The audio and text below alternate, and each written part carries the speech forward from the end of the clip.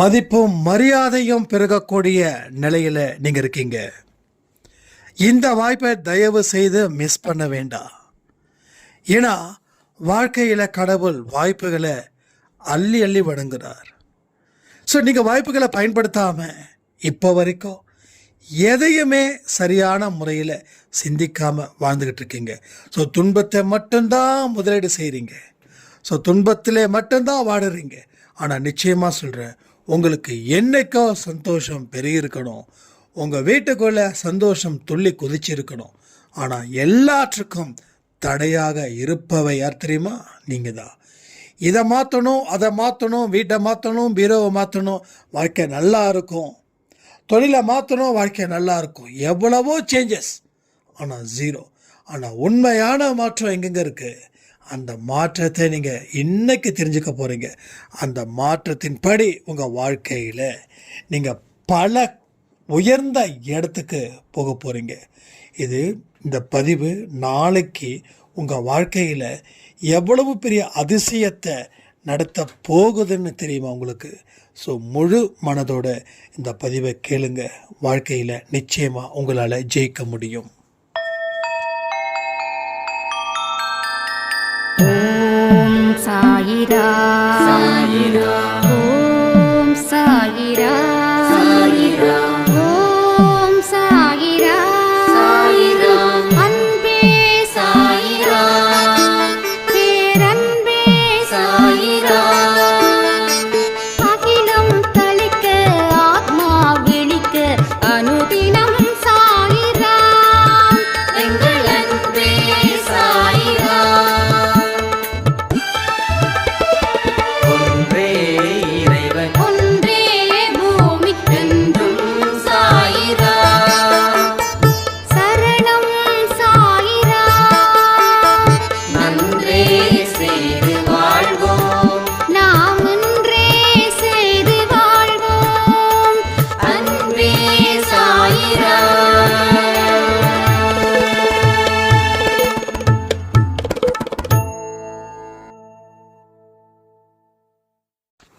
சாய்ராம். என் உயிரின் உயிரானவர்களே, எல்லோரும் தயாராக இருந்துக்கோங்க. நாளைக்கு 4 மணி நேரம் சாயப்பாக்கிட்ட நீங்கள் பிரார்த்தனைகளோ இல்லை அவரோட பாடல்களோ இல்லை சச்சரித்திரமோ அவர் கூட 4 மணி நேரம் ஸ்பெண்ட் பண்ண தயாராக இருங்க. இதை எல்லாரும் செய்யணும் அப்படின்னு கம்பல் பண்ணலை. யாருக்கெல்லாம் அந்த பாக்கியம் இருக்குதோ அவங்க அதை செய்யுங்க. ஏன்னா நிச்சயமாக என்னால் செய்ய முடியாது. ஏன்னா நாளைக்கு நான் அவுட் ஆஃப் ஸ்டேஷன் போகிறதால. ஸோ மற்றவங்க செய்கிறவங்க மற்றவங்களுக்காகவும் நினச்சிக்கிட்டு சாய்ப்பாக்கிட்ட அந்த 4 மணி நேரம் தொடர்ந்து பேச்சை கொடுங்க. ஸோ எது குறைஞ்சிருக்குதோ அதை நிறைவாக செய்யணும். இன்றைக்கி இருக்கக்கூடிய காலத்தில் நல்ல விஷயங்களை செய்ய தடுமாறுறோம். நல்ல செய்திகளை கேட்க தயங்குறோம். எல்லா இடத்துலையும் ஒரு விதமான நெருக்கடி இன்றைக்கி எல்லா மனுஷங்களுக்கும் தொடர்ந்து இருக்குது. ஸோ கடவுளே காப்பாற்று அப்படின்னா அவர் ஓடி வரணும். ஓடி வர அளவில் நம்ம வாழ்க்கையை வாழணும். அந்த சிறப்பான தொடக்கத்தை நாம் தொடங்காமல் இருக்கிறதால ஒரு சிறப்பான வாழ்க்கை இந்த நிமிஷம் வரைக்கும் சிறப்பாக மாறலை. ஒவ்வொரு மனிதனுடைய வாழ்க்கையிலையும் ஒரு லட்சியம் கண்டிப்பாக இருக்கணும். ஒரு தேடுதல் கண்டிப்பாக இருக்கணும். அது நல்ல விதமாக இருக்கணுன்றது தான் நாம் முடிவு செய்யணும். நாம் என்ன முடிவு செய்கிறோமோ அது நடக்கும். அது நடக்கணும்னா நாம் நிறைய விஷயங்களை கற்றுக்க வேண்டிய சூழ்நிலையில் நாம் இருக்கிறோம். ஸோ வாழ்க்கையில் எதிர்பாராத திருப்பங்கள் நிச்சயமாக எல்லா மனுஷனுக்கும் இருக்குது. பிறந்த அத்தனை மனுஷனுக்கும் இருக்குது. அந்த எதிர்பாராத திருப்பத்தை நமக்கு சாதகமாக்கி கொள்ள தான் நாம் இங்கே பாடுபட்டுக்கிட்டு இருக்கோம்.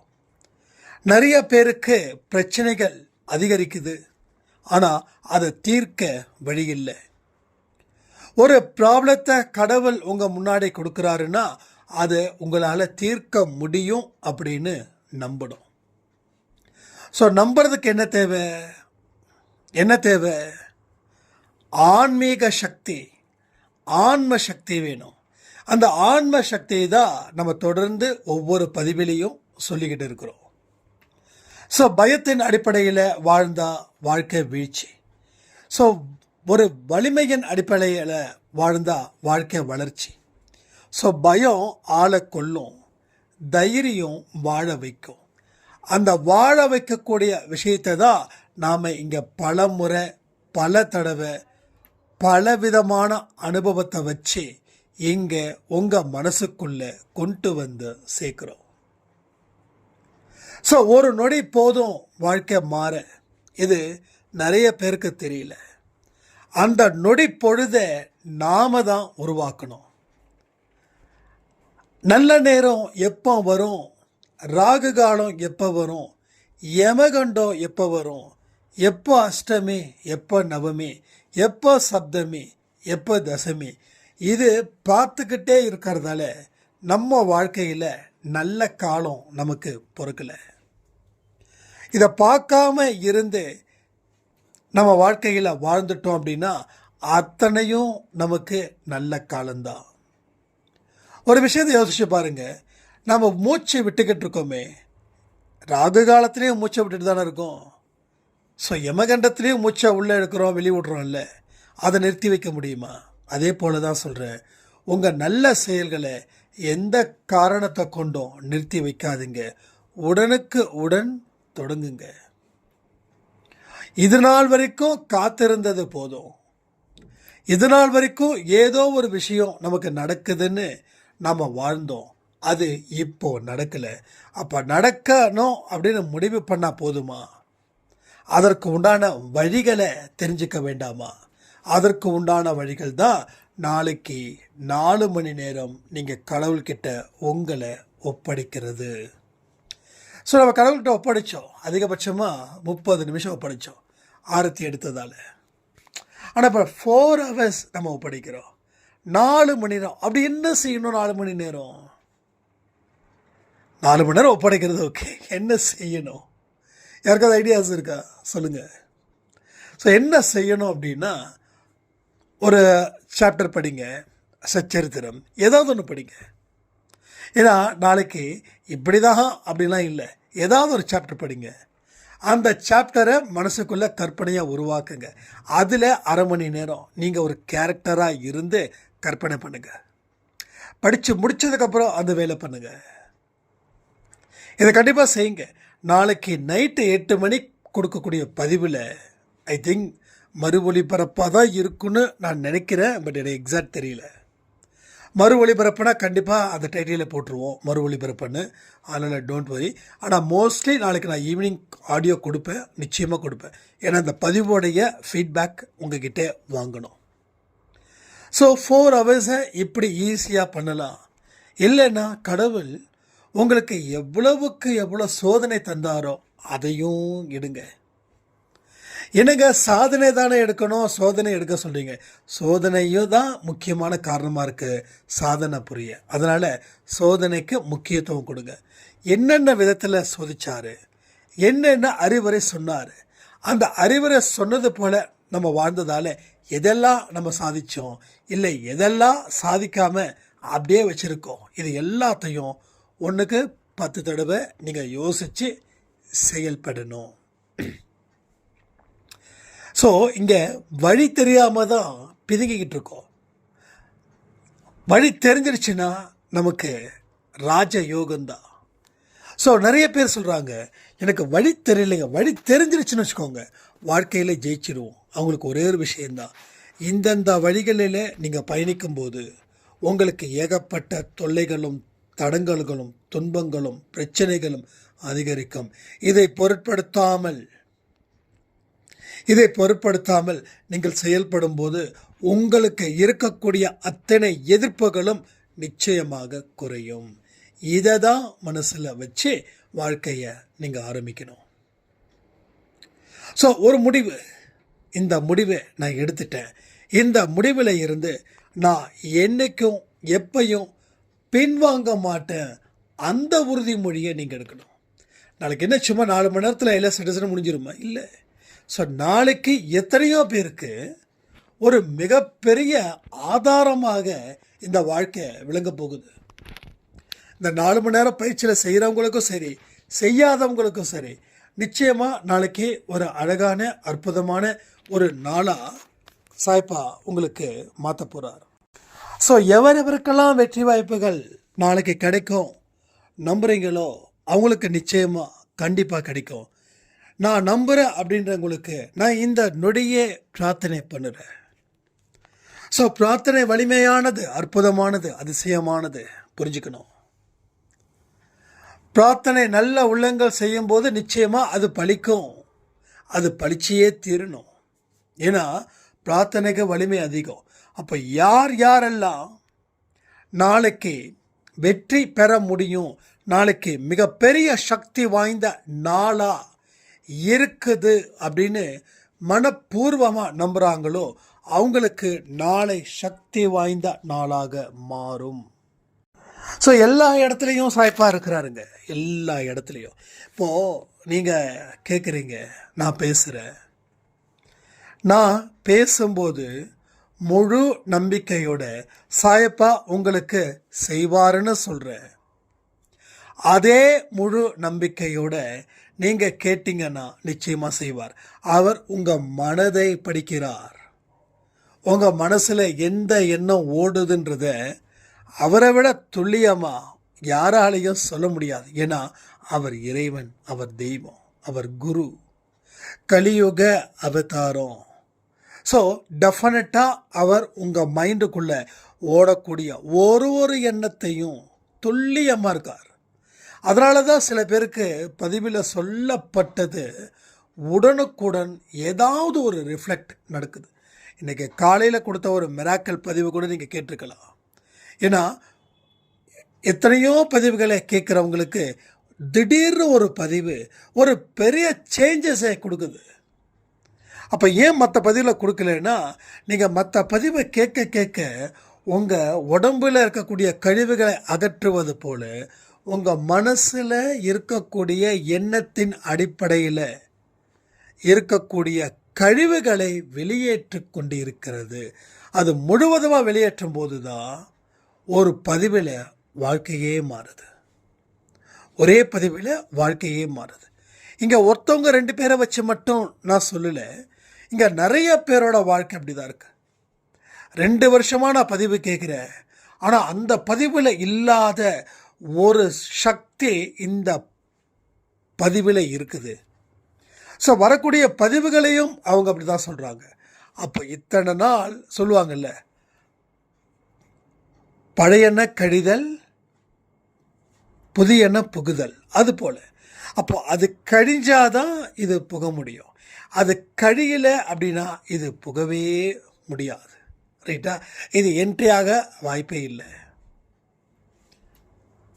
இந்த கோடீஸ்வரன் ப்ரோக்ராம்னு கேள்விப்பட்டிருப்பீங்க. ஒரு கேள்வி சரியாக ஆன்சர் பண்ணிட்டா 1 கோடி, 2 கேள்வி சரியாக பண்ணால் 10 லட்சத்துலேருந்து ஆரம்பிக்கும்னு நினைக்கிறேன், 10,000 ஆரம்பிக்கும்னு நினைக்கிறேன் இல்லையா? 10,000, 20,000, 30,000. அப்போது 10 கேள்வியும் சரியாக சொன்னால் 1 கோடின்னு நினைக்கிறேன். அப்போது அந்த மயில்சாமி சொல்லுவார், 10 கேள்வி கேட்குறதுக்கு பதிலாக 10ஆவதாக இருக்கக்கூடிய கேள்விகளை கேட்குறீங்க, அந்த பதில்கள் உங்களுக்கு தெரியும் இல்லையா, நம்ம 2 பேரும் ஷேர் பண்ணிக்கலாம்ல. அது மாதிரி தான் இது, அப்படிப்பட்ட விஷயங்கள். அப்போது ஒரு கேள்விகளாக போனால் தான் 10ஆவதுக்கு போக முடியும். அப்போது மனசில் இருக்கக்கூடிய எண்ணங்களினால் ஏற்பட்ட தீட்டுனா தெரியுதா? அடுத்த மேலே பொறாமை, வம்புக்கு இழுக்கிறது, பழி வாங்கணும், இந்த மாதிரியான கன்றாவி விஷயங்கள் தான் எண்ணங்களின் மூலமாக ஏற்பட்ட தீட்டு. அந்த தீட்டை படிப்படியாக தான் குறைக்கணும். அதை குறைக்க தான் புதுசு உள்ளே வரும். புதுசான எண்ணங்கள், நியூ தாட்ஸ், அது கடவுளுக்கு ஏற்றதான எண்ணங்கள்.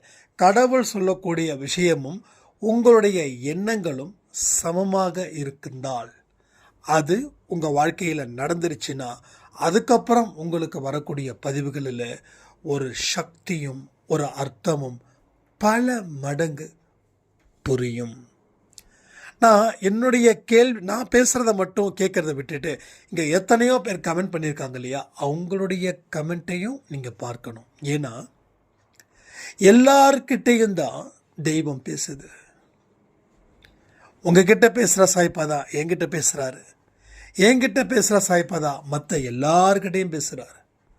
எல்லா பொருள்கள்கிட்டையும் எல்லா உயிரினத்துக்கிட்டையும் சாய்ப்பா பேசுகிறார், பேசிக்கொண்டே இருப்பார். அதில் எந்த மாற்றமும் இல்லை. ஸோ அந்த மாதிரி உயர்ந்த எண்ணங்கள் கொண்ட சிந்தனைகளை உள்ளே கொண்டு வர வரைக்கும் இது படாத பாடுபடணும். ஏன்னா ஏற்கனவே இருக்கக்கூடிய தாட்ஸ் ரொம்ப துல்லியமானது. ஒரு கத்தி போல, ஒரு கத்தி மாதிரி. ஒரு மனுஷனை நிற்க வச்சு அவனை சுற்றியும் கத்திகள் வச்சா லைட்டாக அவன் அசைஞ்சாலும் அந்த கத்தி அவனோட உடம்புல கிழிக்குமா கிழிக்காதா? ஆனால் முயன்று நின்றால் அவன் அதில் இருந்து வெளிவர முடியும். அவனுடைய மன உறுதியும் அவனோட உடல் பலமும் அவனை அதில் இருந்து வெளிவருவதற்கு தேவையான வழிகளை அது செஞ்சே தீரும். கடவுளோட அருள் இருக்கிறவனுக்கு மட்டும் இது நடக்கும். நிறைய பேருக்கு கடவுளோட அருள் கொஞ்சம் குறைவாக தான் இருக்கு. ஏன்னா உலகத்தின் மேலே அவனுக்கு கண்ணு இருக்கிற வரைக்கும் உள்ளத்தின் மேலே இருக்கக்கூடிய கடவுள் மீது கண்ணு அவனுக்கு இருக்காது. அதை புரிஞ்சுக்கணும். ஸோ இதை மாற்றணும். இதை மாற்றினாதான் ஒன்றும் இல்லை. நம்ம பொருளை மாற்றலையா? ஏன் மாற்றணும்? அந்த சைடு இருக்கக்கூடிய பீரோவை இந்த சைடு ஏன் மாற்றணும்? கம்ஃபர்டபுளுக்கா? இல்லை, ஏதோ பீரோவில் ஃபீனாக பணம் வச்சா நிற்க மாட்டேங்குது, அதனால் அந்த திசையில் மாற்றினேன் சொல்கிறோம் இல்லையா? பட் மனதை மாற்றுங்க, அதில் கிடைக்கக்கூடிய ரிசல்ட்டை விட இதில் ஜாஸ்தி கிடைக்கும். ஸோ மனசை மாற்ற தயாராக இல்லாதவங்க பொருளை மாற்றுறதால, வீட்டை மாற்றுறதால, வாசலை மாற்றுறதால there is no use. So மனதை மாற்றுங்க. பொருள் அப்படியே இருக்கட்டும். பொருள் என்ன பாவம் பண்ணுச்சு? எங்கே இருந்தாலும் நாம் சம்பாதிச்ச பணத்தை தான் பீரோவில் எடுத்து வைக்க முடியும். நம்ம சம்பாதிக்காத பணம் பீரோக்குள்ளே ஆட்டோமேட்டிக்காக வராது, அது திசை மாறும்போது. மனசில் ஒரு விதமான ஒரு நம்பிக்கை ஏற்படுத்துவதற்காக இந்த முயற்சிகளை நம்ம செய்கிறோம். ஆனால் தொடர்ந்து நீங்கள் மாற்றிக்கிட்டே இருந்தீங்கன்னா அது சலிப்பை ஏற்படுத்தும். நான் எல்லாமே பண்ணிட்டேன், பண்ணுறதுக்கு ஒன்றுமே இல்லைன்னு சொல்கிறவங்க கோடான கோடி மனிதர்கள். ஆனால் நான் சிலதை பண்ண வாழ்க்கையில் ஜெயித்தவங்கன்னு சொன்னவங்க சில மனிதர்கள். அந்த சில மனிதர்களுக்குள்ளே நீங்கள் என்ட்ரி ஆகுங்க. ஏன்னா வாழ்க்கை அப்படின்றது ஒரு அழகான நந்தவனமாக இருக்கட்டும், ஒரு மோசமான ஒரு காடாக இருக்கக்கூடாது. ஸோ காடை தாண்டி சொல்லுவாங்க இல்லையா, வறண்ட பூமி போல இருக்கக்கூடாது. காடு கூட நிழல் கொடுக்கும், ஆனால் வறண்ட பூமியில் அந்த பூமிக்கு ஒன்றும் எதுவுமே இல்லை. ஸோ இங்கே எல்லாருடைய வாழ்க்கையும் நந்தவனம். அந்த நந்தவனத்தில் சுற்றியும் பார்த்தீங்கன்னா செடிகள், அந்த செடிகள் மூலமாக பெறக்கூடிய வாசனைகள், அந்த மாதிரி தான் நம்மளுடைய வாழ்க்கையும் இருக்கணும். கொஞ்சம் நினச்சி பாருங்களேன். நம்ம நினச்சதெல்லாம் நடக்குது, நம்ம நினைக்காதது நடக்குது. நம்ம நினச்சது அவ்வளோ சந்தோஷமாக இருக்குதுன்னா நமக்கு நினைக்காதது நடக்கும்போதும் அதை விட சந்தோஷமாக இருக்குது. ஆனால் இங்கே இருக்கக்கூடிய பெரும்பாலான மனிதர்களுக்கு நினைக்காதது தாங்க நடக்குது, நினைச்சது நடக்கவே இல்லைங்க. இது நடந்தால் என் வாழ்க்கையில் பிரச்சனை நினச்சேன், அது நடந்துருச்சுங்க. ஸோ இப்படி சொல்லக்கூடியவங்க நிறைய பார்க்குறோம். ஏன்னா இவங்க மனசுக்குள்ளே எதையுமே மாற்றலை. இவங்க மனசுக்குள்ளே எதையுமே மாற்றாமல் இருக்கிறதால இவங்க வாழ்க்கை அப்படின்றது எதுவுமே மாறாமல் அப்படியே இருக்குது. ஸோ வாழ்க்கை அப்படின்றது பெரிய கஷ்டமே இல்லை. திரும்ப திரும்ப சொல்கிறேன், அது கஷ்டமே இல்லை, அது ரொம்ப ஈஸி. நீங்கள் உட்கார்ந்த இடத்துலையே உங்கள் வாழ்க்கையை மாற்ற முடியும்னு நம்புனீங்கன்னா நிச்சயமாக அது மாறும். ஆனால் முடியும்னு நம்பிக்கையை வைக்கணும். அந்த முடிவில் எந்தெந்த வழிமுறைகளை தேர்ந்தெடுக்கணும்னு நம்பணும், தேர்ந்தெடுத்து செயல்படணும். செயல்படதான் வாழ்க்கையில் பல நந்தவனத்தை நம்ம உருவாக்கலாம். ஒன்று இல்லை, ரெண்டு இல்லை, நீங்கள் நடக்கிற பகுதிகள் எல்லாமே நந்தவனம் போல தான் இருக்கும். ஸோ அந்த மாதிரி வாழ்க்கை, அவ்வளவு குளிர்ச்சியான ஒரு வாழ்க்கையை இங்கே நம்மால் உருவாக்க முடியும். நம்மால் முடியாதுன்றது எதுவுமே இல்லை. எல்லாத்துக்கும் கடவுளை கூப்பிடுங்க. நீங்கள் என்னைக்கு தீவிரமாக செயல்படுகிறீங்களோ அன்னைக்கு கடவுளை கூப்பிடக்கூடிய அதிகாரம் உங்களுக்கு இருக்குது. ஒட்டுமொத்த உரிமையும் உங்களுக்கு இருக்குது. அந்த உரிமையை நீங்கள் நிலைநாட்டணும். அப்படின்னா என்ன பண்ணணும்? செயல் வீரர்களாக நீங்கள் மாறணும். வாழ்க்கையோட அலட்சியம், வாழ்க்கையோட நோக்கம், வாழ்க்கையோட புரிதல், வாழ்க்கையோட அடிப்படை தத்துவம் எல்லாத்தையும் ஃபிங்கர் டிப்ஸில் வச்சுருக்கக்கூடிய நீங்கள் எங்கே தெரியுமா விடுறீங்க? ஒரு துன்பம் வந்தால் எல்லாத்தையும் மறக்கிறீங்க. ஒரு கஷ்டம் வந்தால் வாழ்க்கை முடிஞ்சிடுச்சுன்னு நினைக்கிறீங்க. ஸோ பெயரளவுக்கு இருக்கக்கூடிய நம்பிக்கை வாழ்க்கையை அழிச்சிடும். ஆனால் உண்மையான நம்பிக்கை வாழ்க்கையில் ஒரு அழிவு பாதையில் செல்லும்போது கூட உங்களை வாழ வைக்கும். அதை புரிஞ்சுக்கோங்க. ஸோ எந்த ஒரு காரியத்தையும் பலவந்தமாக செய்யாதீங்க, விருப்பப்பட்டு செய்யுங்க. உங்கள் வாழ்க்கையில் எத்தனையோ விஷயத்தை நீங்கள் பார்க்க போகிறீங்க, எத்தனையோ சவால்களை நீங்கள் எதிர்கொள்ள போகிறீங்க. உங்கள் வாழ்க்கையில் இன்னும் பெரிய புகழும் பெரிய செல்வாக்கும் படைக்க போகிறீங்க. நான் சொல்கிறது எல்லாமே உண்மை. எந்த விஷயத்தையும் நான் 1க்கு 10 சொல்லவே இல்லை. அடிப்படை தத்துவத்தை புரிஞ்சுக்க சொன்னேன் இல்லையா? உங்களால் முடியுன்ற ஒரு விஷயத்தை நம்பி அதற்கு தகுந்தது போல கொஞ்சம் எஃபர்ட்ஸ் எடுக்க ஆரம்பிச்சிட்டா அது உங்கள் வாழ்க்கையில் ஒரு பலவந்தமான வெற்றியை ஏற்படுத்தி கொடுக்கும்.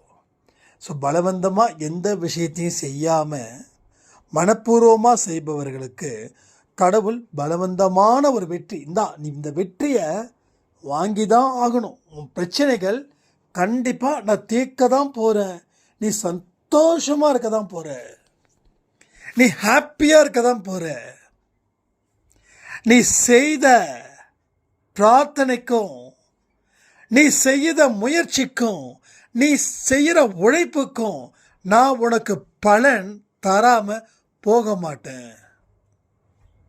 இது கேட்கும் போதே எவ்வளோ நல்லா இருக்குது. ஆனால் இதுதான் அடிப்படை உண்மை. இதுதான் அடிப்படை உண்மை. இதை தாண்டின உண்மை எதுவுமே இல்லை. என்ன முயற்சி செய்கிறோம் அதில் தொடர்ந்து இல்லை, உழைக்கிறோம் தொடர்ந்து இல்லை, பொறுமையாக இருக்கணும்னு நினைக்கிறோம் ஆனால் பொறுமையாக இருக்க முடியல. ஸோ எல்லாமே பண்ணுறோம் ஆரம்பத்தில், ஆனால் முடிக்கும் போது ஏகப்பட்ட ஒரு சொதப்பல், ஒரு கண்டினியூஷன் இல்லாதது போல நம்ம வாழ்க்கையை வாழ்கிறோம். இதுதான் இங்கே இருக்கக்கூடிய மிக பெரிய ஒரு ப்ராப்ளம் எல்லாருக்கும். ஸோ உங்கள் வயசு என்ன வேணாலும் இருக்கலாம், என்ன வேணாலும் இருக்கலாம். ஒரு விஷயம் நடக்குது, உங்களுக்கு இதுக்கு மேலே வாழ முடியல, வாழணுமா சாவணுமா இதை நீங்கள் டிசைட் பண்ணாதீங்க. எதையுமே நீங்கள் டிசைட் பண்ணாதீங்க. உயிர் இருக்கும் வரை வாழ்வேன்னு சொல்லுங்க. கண்ணீரை விட்டு அழுகிறது கடவுளோட பாதத்தில் நனைஞ்சிடுச்சு. ஸோ இனி உங்கள் கண்ணீரை வீணாக்க வேண்டாம். பொறுமையோடு இருங்க, பொறுமையோடு இருங்க, நிதானத்தோடு இருங்க. எந்த வழிகளை கடவுள் காட்டணுமோ அந்த வழிகளை கடவுள் அடுத்த 24 மணி நேரத்தில் காட்டட்டும். அடுத்த 24 ஹவர்ஸில் அவர் காட்டுவார். ஒரு சாய்ராம் ரொம்ப அழுது ஒரு ஆடியோ கொடுத்துருந்தாங்க, ரொம்ப ரொம்ப அழுதாங்க. உண்மையிலேயே மனசு எல்லாமே ரொம்ப கஷ்டமாக இருந்தது. ஸோ வாழ வழி இல்லைன்னு சொல்லி என்னால் வாழ முடியாத நிலையில் நான் இருக்கிறேன் அப்படின்னு. ஒரே விஷயம் கடவுளை நம்புவதை தவிர சிறந்த ஒரு வழி எந்த வழியும் இல்லை. எந்த மனுஷன் உங்களை அழ வச்சானோ அதே மனுஷன் உங்கள் காலில் விழுந்து வணங்க வேண்டிய ஒரு நிலையை கடவுள் உருவாக்குவார். ஸோ எந்த மனுஷனாக கூட இருக்கட்டும், இதெல்லாம் பார்க்கணும் அப்படின்னா நீங்கள் முதல்ல ஸ்ட்ராங்காக இருக்கணுங்க. நீங்கள் கோழையாக இருந்து அழுதுகிட்டு தான் இருக்கிறீங்க அப்படின்னா கடவுள் உங்களுக்கு ஆறுதலை கொடுப்பார். ஆனால் நீங்கள் போல்டாக இருந்து சாதிக்கணும்னு நினச்சிங்கன்னா கடவுள் உங்களுக்கு வெற்றியை கொடுப்பார். ஆறுதல் வேணுமா இல்லை வெற்றி வேணுமா? ஆனால் ஆறுதலை விட கூடுதலாக ஒரு படி வெற்றியில் கவனத்தை வைங்க. ஏன் தெரியுமா? உங்கள் கர்மாக்கள் ஆறுதலில் 10% குறையுதுன்னா அதே வெற்றியில் உங்கள் கர்மா கிட்டத்தட்ட 60 இருந்து 70% குறையும். என் வாழ்க்கையில் இப்படி ஆயிடுச்சு, நான் கண்ணீர் விடுறேன், அதனால் என் வாழ்க்கையில் என்ன ஆகுதுன்னு தெரியாமல் இருக்கிறவங்களுக்கு ஆறுதல் கிடைச்சா போதுன்னா இந்த துன்பத்தினால் பெற்ற கண்ணீருக்கு கர்மா கொஞ்சம் குறையுது. ஆனால் ஆறுதலையும் அடைஞ்சிக்கிட்டு அடுத்த அடி வெற்றி பாதையில் பயணம் செய்யும்போது உங்கள் கர்மா 60-70% குறையுது. கிருஷ்ண பரமாத்மா சொல்லியிருக்காரு இல்லையா, கர்மயோகம். செயல் புரிபவனே என்னுடைய பக்தன், அவனுக்குள்ளே தான் நான் இருந்து அவனை செயல் புரிய வைக்கிறேன். அப்போ செயல் புரிபவன் தான் பக்தனே தவிர செயல் புரியாதவனை அவரை ஏற்றுக்கலை. ஆனால் நம்ம சாயப்பா செயல் புரியாதவங்களையே ஏற்றுக்கிறாரு, அவங்களுக்கு ஆறுதல் வெற்றியை கொடுக்குறாரு. செயல் புரிந்தவனுக்கும் வெற்றி மீது வெற்றியை அவர் கொடுக்குறாரு. அதான் சொன்னேனே, இப்போ உங்களுக்கு இன்னைக்கு இருக்கக்கூடிய பிரச்சனைகளை வச்சு நீங்கள் ரொம்ப எமோஷ்னலாக இருக்கீங்க, ரைட்டா? ரொம்ப எமோஷ்னல். வாழ்க்கை முடிஞ்சிடுச்சு அந்த ஒரு ரேஞ்சில் நீங்கள் இருக்கீங்க. பட் வாழ்க்கை முடிக்கலை. எங்கே நீங்கள் புள்ளி வச்சிங்களோ அங்கே கொஞ்சம் கமா போட்டுட்டார்.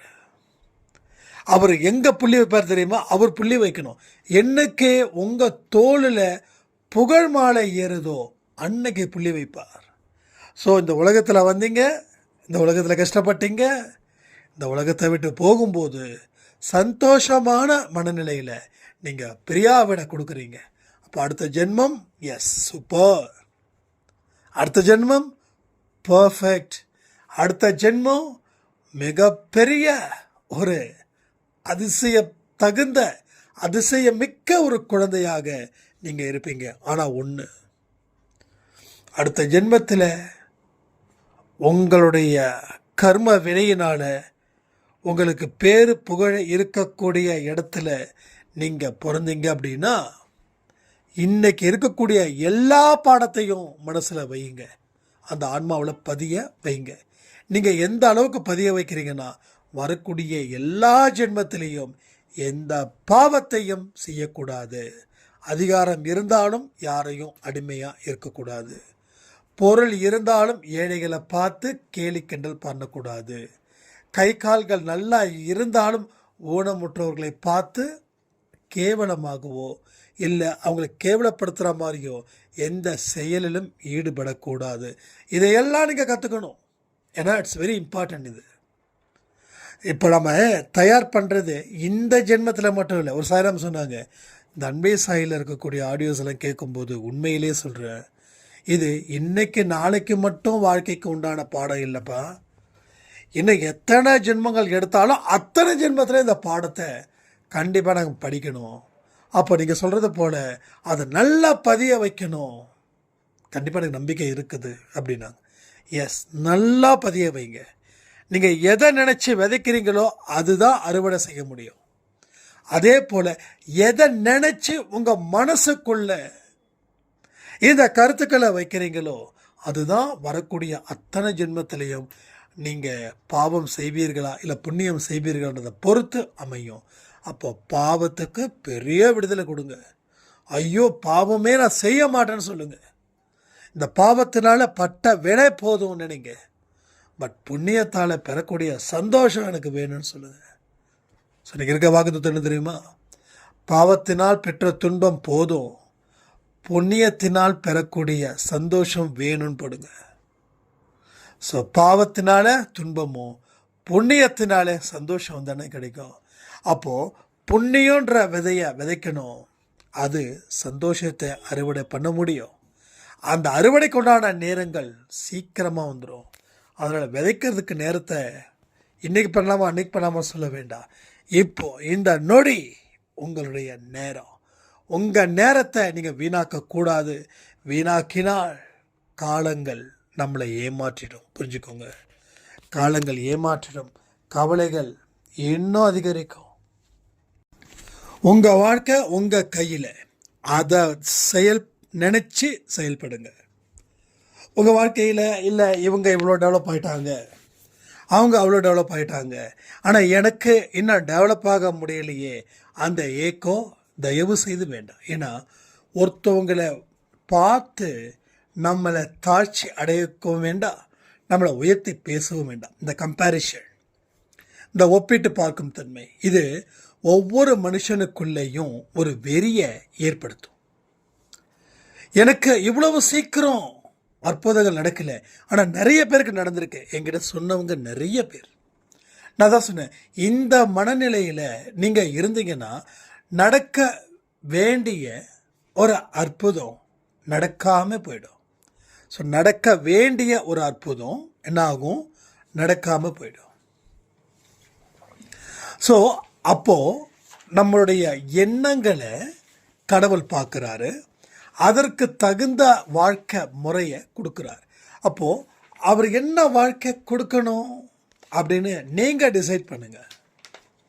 இந்த நிமிஷம் வரைக்கும் சரி, நம்ம சாய்ப்பா ரொம்ப தங்கமான மனுஷன். உனக்கு என்ன வாழ்க்கை வேணுமோ நீ முடிவு பண்ணுன்றார், நீ வாடுன்றார். அவர் எந்த இடத்துலையும் ஒரு தடையை அவர் உண்டு பண்ணவே இல்லை. எந்த இடத்துலையும் தடையை உண்டு பண்ணவே இல்லை. அப்போது எந்த மாதிரியான வாழ்க்கை வேணும் அப்படின்னு நாம் முடிவு பண்ணிட்டோம் அப்படின்னா, அப்போ நமக்கு மனசில் எப்படி இருக்கணும்? இந்த அழுக்கு இருக்கணுமா, இல்லை அந்த இடத்துல தூய்மை இருக்கணுமா? அப்போ எதை மனசுக்குள்ளே வைக்கணும் அப்படின்னு யோசிச்சு பாருங்க. அப்போது அடுத்தவங்களுக்கு நடந்த விஷயங்கள் என் வாழ்க்கையில் மிகுந்த சந்தோஷத்தை எனக்கு கொடுக்குதுன்னு என்னைக்கு அதை உணர்வு பூர்வமாக நீங்கள் செயல்படுத்துகிறீங்களோ, அன்னைக்கு வாழ்க்கையோட ஒரு தொடக்கம் இனிதே ஆரம்பமாகும். ஏன்னா நான் ஏற்கனவே என்ன சொன்னேன், என்ன முடிவு பண்ணுறோமோ அந்த வாழ்க்கையை நம்ம வாழ முடியும். அதற்கு கடவுள் சிக்னலை கொடுப்பார், கிரீன் சிக்னல். ஒருவேளை நாம் எதிர்பார்த்த வாழ்க்கை இப்படி தான் அப்படின்னு அவர்கிட்ட கேட்டு, ஆனால் நம்ம எண்ணங்கள் தூய்மை இல்லை, நம்ம பயங்கர பொறாமத்தனத்தோடு இருந்தோம் அப்படின்னா சிக்னல் ஒன்று விழும் பாருங்க. அந்த சிக்னல் என்ன தெரியுமா? எல்லோ இல்லை, ரெட். ஸோ ரெட் சிக்னல் விழுந்துருச்சுன்னா முடிஞ்சிருச்சு. அது க்ரீன் சிக்னலாக மாறுற வரைக்கும். அப்போ க்ரீன் சிக்னலுக்காக போராடுங்க, ரெட் சிக்னலுக்காக ஏன் கஷ்டப்பட்டு போராடிட்டு இருக்கீங்க?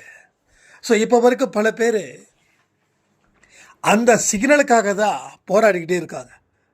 இது வாழ்க்கையில் நம்மளை அழிக்க வந்த ஒரு விஷ கிருமி. இதை நாம் உள் வச்சிக்கக்கூடாது, இதை வெளிப்படுத்தணும், இதை வெளியேற்றணும். இதை வெளியேற்றும் போது தான் அது க்ரீன் சிக்னல் உள்ளே வரும். க்ரீன் சிக்னல் உள்ளே வந்தால் தான் வாழ்க்கையில் உங்களால் நல்லபடியாக ஒரு நகர்வுகள், அது சந்தோஷமான மனநிலையில் இருக்கும். யாராவது உங்களை கட்டி போட்டு கூட்டு போனாங்கன்னா எப்படி இருக்கும்? அது எவ்வளவு கஷ்டம். அப்போது பலவந்தமாக ஒருத்தங்க அவங்களை கூட்டு போகிறாங்கன்னா அவங்க சந்தோஷமாக வாழ வைக்க இல்லை, உங்கள் சந்தோஷத்தை அழிக்க. அப்போ விருப்பப்பட்டு ஒருத்தவங்க உங்களை கூட்டு போகிறாங்க அப்படின்னா சந்தோஷமாக வாழ வைக்க. அப்போது உங்களுடைய உறவுகள் எல்லாருமே இறைவன் தந்த ஒரு உறவுகள் தான், இறைவன் தருகின்ற உறவுகள் தான் உங்கள் கூட இருக்கிறவங்க எல்லாருமே.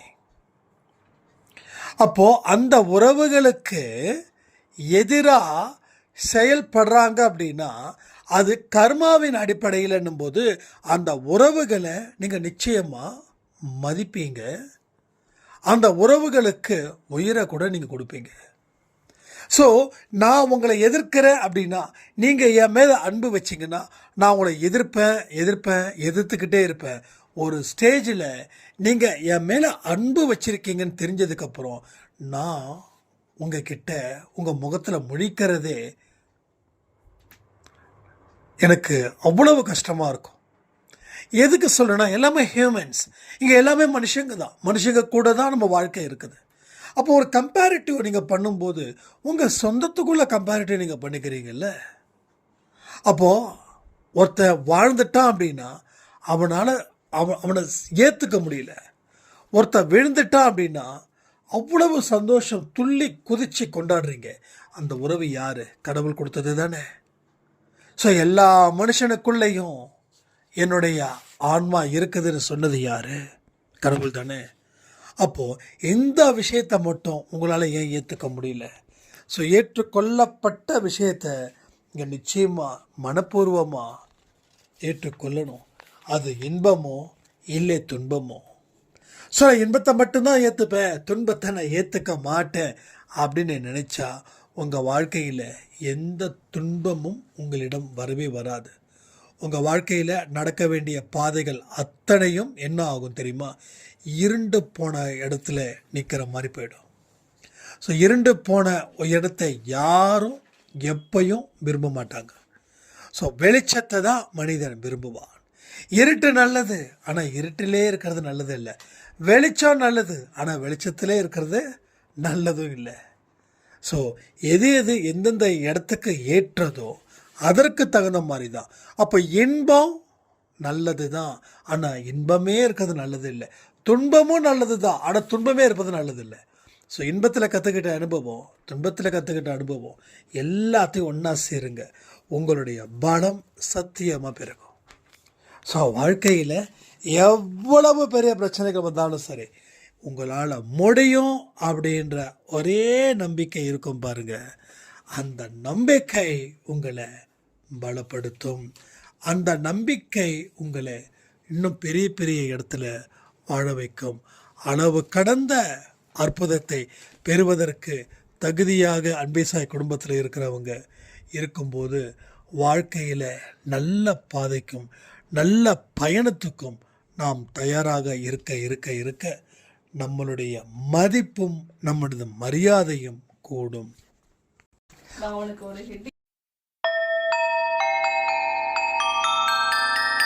ஓம் சாயிரா.